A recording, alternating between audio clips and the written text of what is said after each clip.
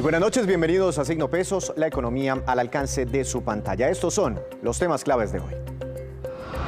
La hora de Hidroituango. Este megaproyecto de generación eléctrica vive días cruciales para la definición de su futuro. Germán Corredor, presidente de la Asociación de Energías Renovables, nos cuenta por qué esta hidroeléctrica es tan clave, tan importante para el país. La carestía de los alimentos. Muchos productos alimenticios han tenido alzas considerables. Usted se ha dado cuenta, en algunos casos de hasta el 70% en lo que va del año. ¿Qué está pasando en esa industria? En minutos nos explica Camilo Montes, director de la Cámara de Alimentos del Ande. Las ventas se recuperan. Septiembre fue otro mes de mejoría para los comerciantes del país. La mayoría dicen haber vendido más y están con más optimismo para lo que resta de este año 2021.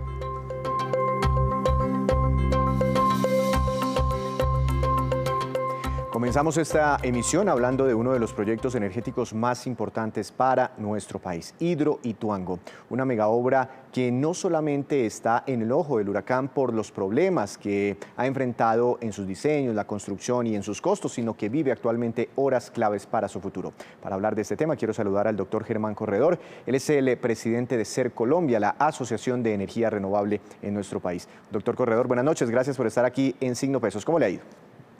Buenas noches, Víctor. Muy bien, muchas gracias por tu invitación. Doctor Corredor, es que mucha gente dice, bueno, ¿cuál es el alboroto con Hidroituango? Eso es algo que solo tiene un impacto sobre Antioquia y sobre Medellín, eso seguramente no tiene efectos sobre el resto del país. ¿Es así o no es así? ¿Por qué la importancia de este proyecto? Bueno, no, primero que todo hay que entender que el sistema eléctrico colombiano es un sistema interconectado. Eso quiere decir que lo que falle en alguna parte o lo que pase en alguna parte del sistema afecta a todo el sistema, es decir, a todo el país. Además, Hidroituango es un proyecto, el proyecto más grande que se ha hecho, emprendido en Colombia, 2.400 megavatios. No tenemos un proyecto de ese tamaño. El más grande que hoy opera es 1.200 megavatios, Guavio y Hidrosogamoso, los dos más grandes, de suerte que estamos ante un megaproyecto de una magnitud muy importante que va a generar, se calcula, más o menos el 17% de la producción de energía en el país. De suerte que es un proyecto fundamental para el sistema por su tamaño, por la energía que puede producir y por lo tanto lo que pase ahí puede tener impactos en el sistema eléctrico nacional. Ah, entiendo, por eso es un proyecto de relevancia nacional. Muy buena su explicación. Pero, doctor Corredor, bueno, ya sabemos de los retrasos de Hidroituango a raíz de la contingencia, de los derrumbes, del taponamiento de los túneles de desviación. En fin, ¿cree usted que con lo que está ocurriendo por estos días, el proyecto sufrirá nuevos retrasos? Nos habían prometido, según la última actualización del cronograma, que Hidroituango empezaría a generar energía, ojalá a partir del segundo semestre del próximo año. ¿Eso será posible? Bueno, esto es lo que está pasando, es una nueva contingencia, podría yo decir. De hecho, efectivamente, el avance físico de las obras indicarían que hacia el segundo semestre del año entrante podría estar ya la primera turbina produciendo energía. ¿Qué puede pasar o cuál es el riesgo que estamos viendo, digamos, desde el sector? Si evidentemente se confirma, digamos, las sanciones de la Contraloría y los contratistas no pueden pueden terminar la obra, pues eso va a causar un retraso necesariamente porque hay que buscar un nuevo contratista, hay que hacer un empalme que es complejo en un proyecto que maneja más de 3.000 trabajadores o algo así. De suerte que eso retrasaría el proyecto. No sabemos cuánto, un año o algo más, y esperemos que eso no ocurra. Nosotros creemos en el sector que hay que buscarle una solución diferente para que el proyecto pueda continuar y terminar. Eso es lo que le conviene al país para tener esta energía pues a tiempo, para que los costos para la economía nacional, porque no hay que pensar solo en la empresa, sino para toda la economía, sean menores y para que efectivamente tengamos tranquilidad en el suministro de energía en el mediano y largo plazo. Es fundamental que el proyecto entre, ojalá sin contratiempos. Pero ¿cuál podría ser una solución diferente al eventual cambio de un contratista? Porque es que los actuales, quienes están terminando las obras, que son grandes empresas, pues están iniciando procesos de reorganización empresarial porque dicen, mire, si yo tengo que pagar parte de los 4 billones de pesos, un poco más, que dice la Contraloría que seguramente tendremos que pagar, ese fallo todavía no está en última instancia, pues estaríamos en graves aprietos financieros. Inclusive algunas de esas empresas por su tamaño podrían quebrarse y de ahí nacería la necesidad de cambiar de contratistas si eventualmente los actuales constructores no pueden culminar las obras. ¿Cuál podría ser una alternativa? Yo entiendo que la situación financiera objetiva, digamos, de estas empresas no es complicada. Lo que pasa es que con una contingencia del tamaño digamos, del impacto fiscal que tiene lo que determinó la Contraloría, pues puede afectar a cualquier empresa en el mundo. Pues es un monto muy grande. Entonces, digamos, si eso se confirma y el fallo se confirma y en segunda instancia se confirma, pues ahí sí habría problemas, no solo por problemas financieros que puedan tener las empresas, sino porque quedan inmediatamente inhabilitadas para contratar con el Estado. Es obligación de EPM suspender los contratos y tendría que EPM entrar a contratar a otras empresas para que realizaran esas obras. Y ese proceso de contratación en una empresa pública, a pesar de que las normas establecen que podría ser dada la situación posiblemente de una manera directa, de todos modos lleva su tiempo. Y sobre todo el empalme, el proceso de entregar una obra sin terminar a otro contratista no es sencillo. Y lo otro además es que hay que buscar un contratista que acepte ese traspaso de responsabilidades en medio de un torbellino que generaría un fallo de esta naturaleza. Que eso es lo que preocupa, de que habría unos tiempos que harían que el proyecto se demorara. Claro. Nosotros esperamos que eso no ocurra. Es lo ideal para que la energía la tengamos disponible el año entrante, a partir del año entrante. Bueno, las personas, digamos, no entienden mucho qué es lo que está ocurriendo al interior de la empresa, que de pronto se pueden quebrar unos constructores o que están en un proceso de reorganización, que tienen que pagar una plata, bueno, en fin, es una telaraña un poco compleja a veces de entender, pero al final la gente quiere saber si producto de esto habrá o no racionamiento de energía en Colombia o hay algún riesgo de que eso ocurra, ya que, por ejemplo, usted nos está diciendo que Hidroituango va a generar el 17% de la energía que consumiremos los colombianos. En algún momento puede llegar a generar esa cantidad. Pero afortunadamente en este momento tenemos un sistema bastante robusto, sistema eléctrico robusto. Digamos, el esquema de confiabilidad que ha adoptado Colombia es muy fuerte. Aquí hacemos las cuentas de la demanda de energía sobre la base de la energía firme que genera cada planta, que es la mínima que puede generar en condiciones adversas. Por lo tanto, y en esas condiciones podríamos atender la demanda. De suerte que tenemos un colchón muy importante que hace pensar que aún con el atraso de Hidroituango no tuviéramos problemas de racionamiento. Por supuesto, el sistema ante la no entrada de un proyecto de esta magnitud, pues no es igual de fuerte, pero creemos que no estamos todavía viendo un riesgo de racionamiento aún con el atraso del proyecto. Lo que sí no puede es atrasarse más de 3, 4 años, porque aunque de todos modos hoy en día con las energías renovables podemos entrar proyectos relativamente rápido. Sin embargo, pues sabemos que los proyectos igual tienen complejidades como el tema ambiental, el tema de consultas previas, etcétera, que de todos modos hacen que no sea en el tiempo que uno deseara entrar a los proyectos. Así es de que no es que estemos en riesgo, pero evidentemente hay que ajustar el tema, hay que estarle haciendo seguimiento y, digamos, analizar el tema permanentemente para observar qué pueda pasar en el mediano plazo. Pero nosotros vemos que todavía tenemos un colchón importante y por lo tanto no habría un riesgo de racionamiento.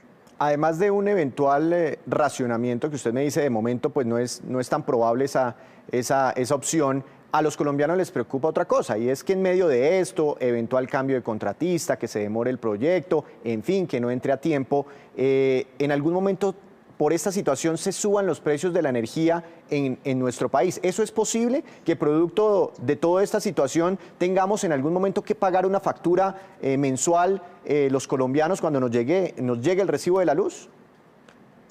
Mire, el precio de la energía en el mercado mayorista colombiano depende de muchas variables. Depende de la hidrología, es decir, de las lluvias. En épocas secas, hubiera un fenómeno del Niño, pues ahí los precios se suben y siempre se han subido cada vez que hay un fenómeno de estos porque escasea el agua y entonces como las plantas hidroeléctricas no tienen agua suficiente para generar, son reemplazadas por plantas térmicas de carbón, de gas o incluso de combustibles líquidos como el diésel o el fuel oil, que obviamente son más costosos. Y en esas condiciones el precio de la energía se sube en épocas de escasez de lluvias. Esa es una variable, la variable quizás más importante que define el precio de la energía.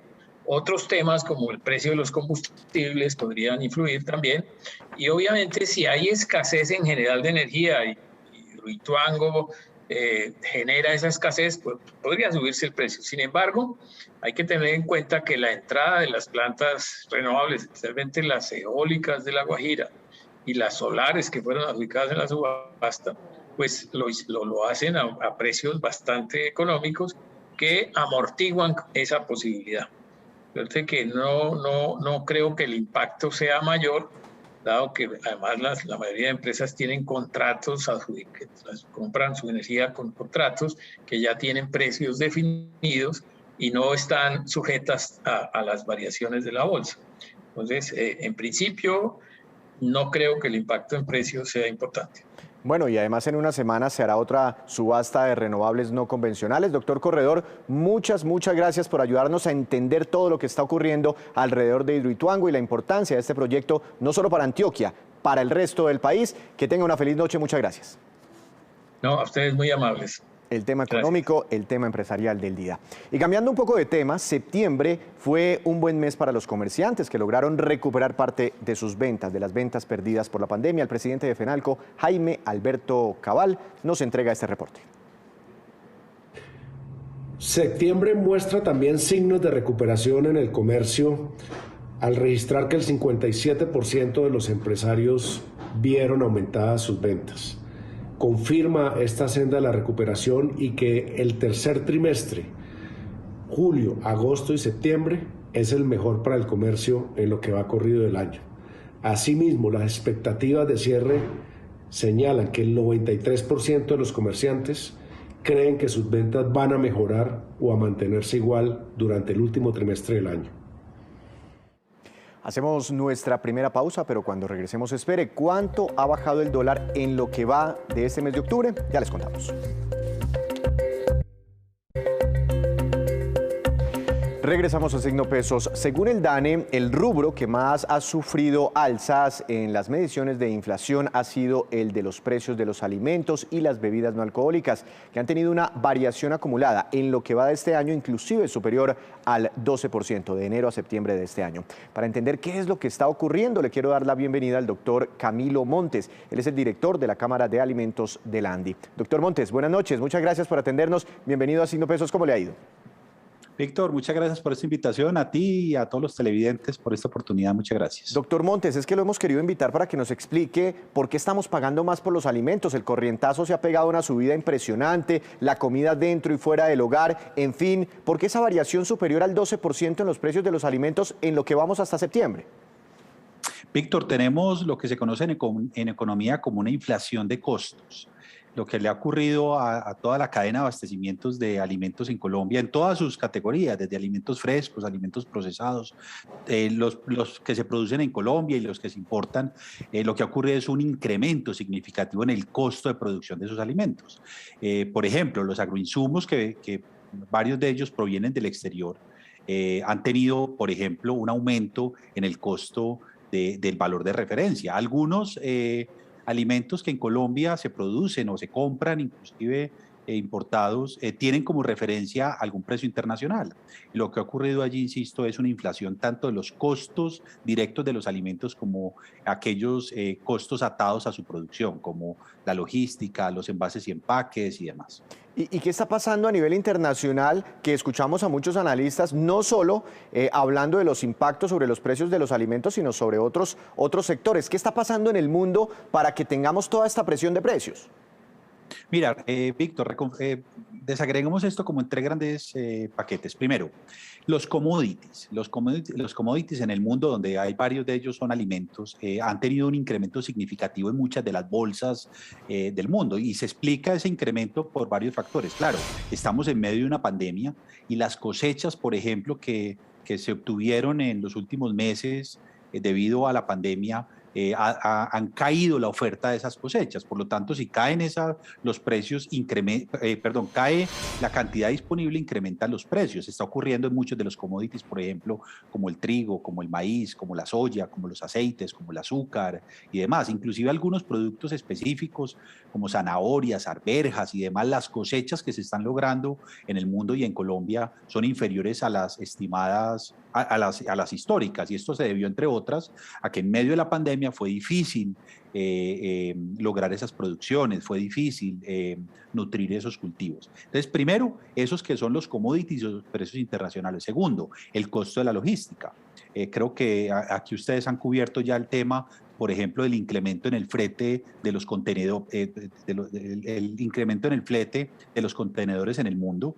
Hay por ejemplo, rutas como la que cubre de Asia a Colombia, que tuvimos incremento, que pasó de cerca de $3.000 el contenedor de Asia a Colombia en octubre del año pasado a más de $12.000 en julio de este año.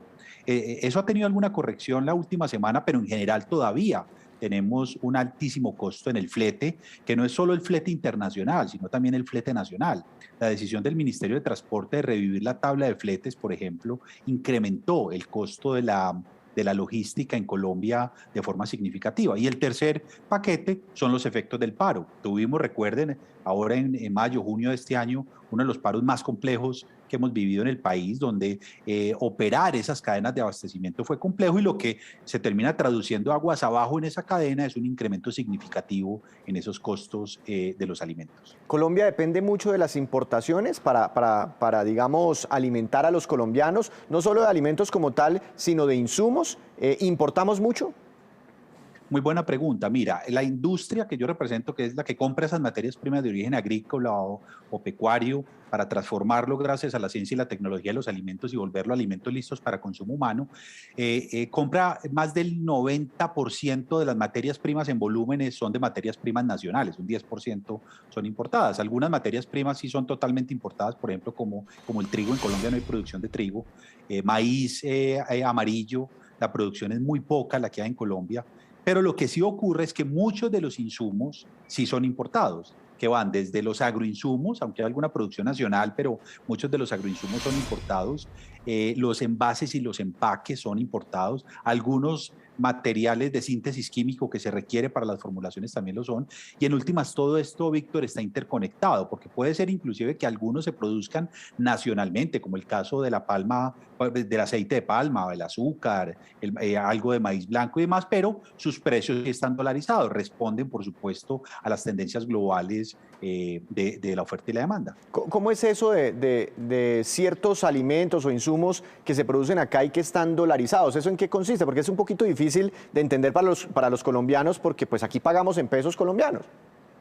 Claro, le voy a poner dos ejemplos. En azúcar y en palma, el precio de referencia en Colombia está atado al precio internacional, por lo tanto está dolarizado, que si bien es cierto se produce en Colombia y además con cantidades muy importantes, el precio nacional depende y se construye a partir de un precio paridad de importación que está en dólares. Esa es la explicación. Entiendo, muy parecido al precio de la gasolina, ¿no? Que tiene como referencia al dólar y al petróleo a nivel internacional. Producimos gasolina acá, sí, pero nos regimos por referencias internacionales. Hace unos días hablamos con el gremio de los panaderos y nos hablaban de las margarinas y de los aceites, de muchos insumos que han tenido variaciones inclusive superiores al 50, 60, 70%. ¿Qué otros alimentos o insumos han identificado ustedes con trepadas así tan significativas?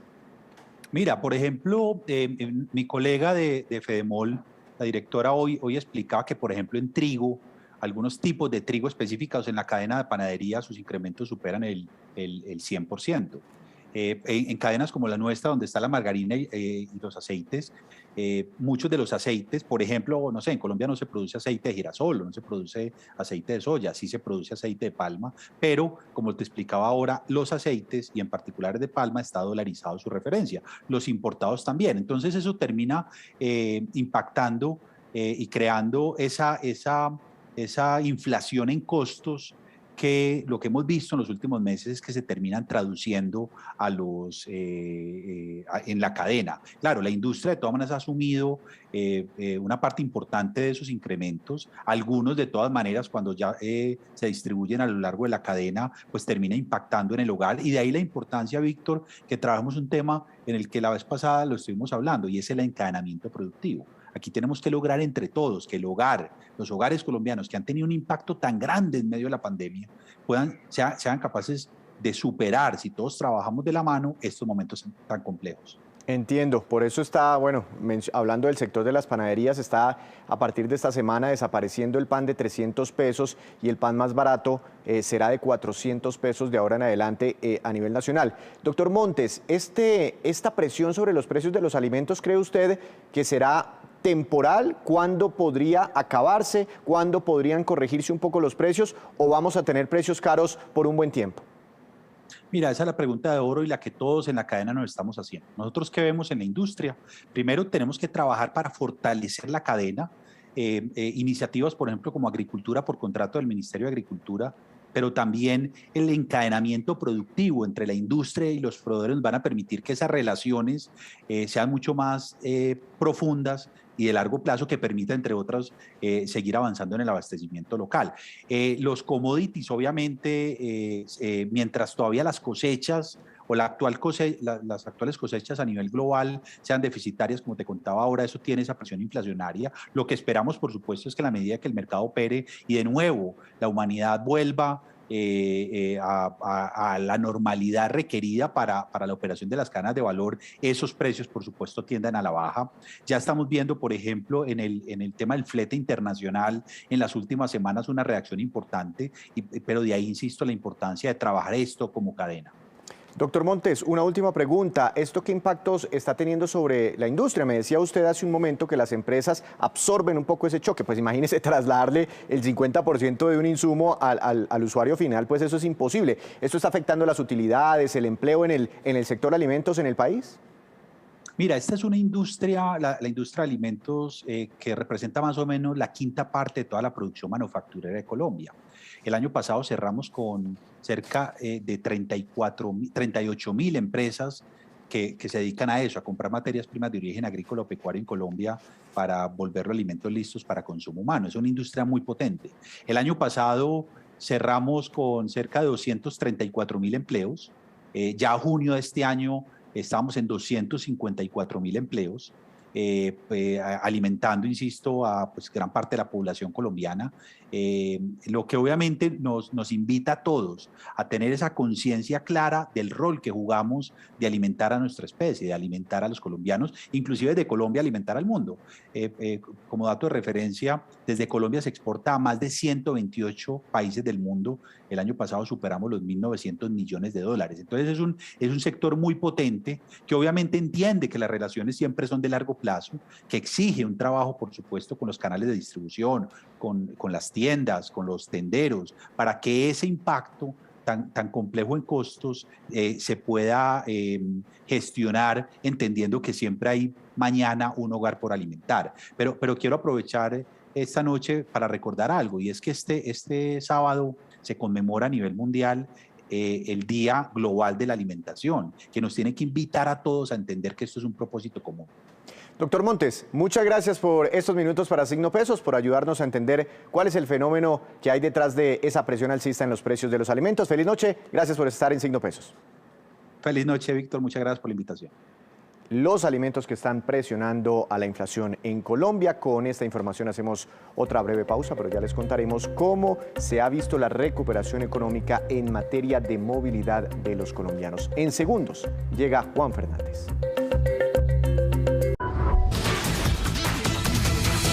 Y a esta hora, como siempre, quiero darle la bienvenida a Juan Fernández, quien trae información muy valiosa del mundo de los negocios. Juan, adelante, bienvenido.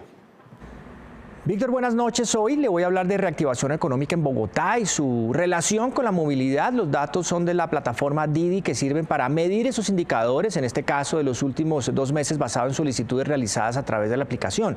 Esos datos indican que en los últimos 2 meses los desplazamientos hacia oficinas, terminales y aeropuertos aumentaron en 4,4 puntos porcentuales, pasando de 21% entre junio y julio a casi 26% entre agosto y septiembre. Mire otro dato de las universidades. Las solicitudes hacia estas crecieron en un 3,3%, siendo la Universidad de los Andes y la Javeriana los principales destinos universitarios en la ciudad. Ahora, entre los que registraron disminución en los desplazamientos están los centros comerciales y los centros de atención médica. La baja en el flujo de esos desplazamientos fue de un 7,64% y un 1,10% respectivamente entre agosto y septiembre, en comparación con el periodo de solicitudes registradas entre junio y julio. Pese a la baja, los centros comerciales siguen siendo el destino más solicitado en la plataforma, 56%, siendo Centro Mayor, Plaza de las Américas y Gran Estación los más visitados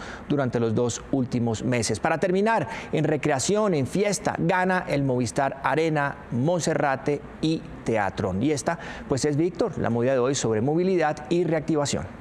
Juan, muchas gracias. Lo esperamos mañana con más movidas empresariales. De momento nos vamos con esta, que es la cifra económica del día. Muchos van a respirar con este dato. 109 pesos. 109 pesos corresponde a la devaluación del dólar frente al peso colombiano en lo que va corrido de este mes de octubre, es decir, a la caída del dólar.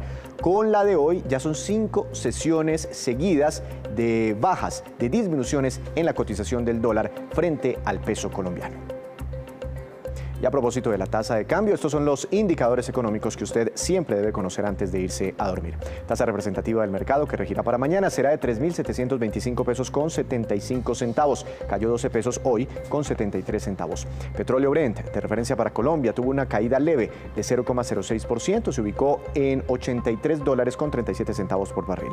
El precio interno del café colombiano bajó y quedó en promedio para mañana a 1.817.000 pesos por carga. Índice MSCI Colcap de la Bolsa de Valores de Colombia tuvo una jornada positiva, subió 0,56%, acción más valorizada, Bancolombia, con una ganancia superior al 2%, y la acción que más cayó, la protagonista, fue Concreto, que se desplomó un 11,53%, empresa que se acoge a proceso de reorganización, empresa que hace parte del proyecto Hidroituango y que por temas relacionados con esta obra y con el fallo de la Contraloría decide cogerse a reorganización empresarial, y por eso se desvanecen los precios de sus acciones. Antes de despedirnos, los quiero dejar con este dato. La siguiente es la lista de los 5 países o regiones que más contaminan el aire, según el Reporte Mundial de Energía 2021. China emite el 30% del total de los gases contaminantes que están llegando a la atmósfera. En segundo lugar, Estados Unidos, más del 13%. Después está la Unión Europea, 7,9%. India, muy contaminante también, 7,1%. Y Rusia, un poco por debajo del 5%. Así terminamos por hoy, pero los esperamos mañana con una nueva emisión y toda la información económica que usted necesita saber. Esto es Signo Pesos, la economía al alcance de su pantalla. Que tenga una feliz noche.